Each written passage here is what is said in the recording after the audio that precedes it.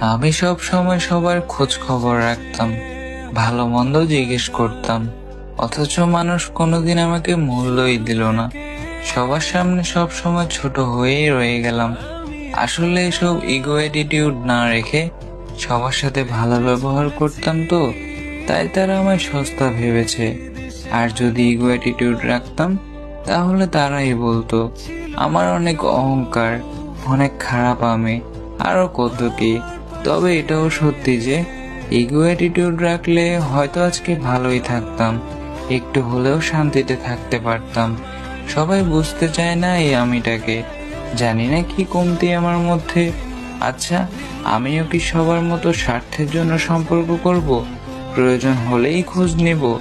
এসব তো আবার আমার দ্বারা হয়ও না। যাকগে, ব্যাপার না। জীবন তো আর কারোর জন্য থেমে থাকে না। আল্লাহ ভরসা।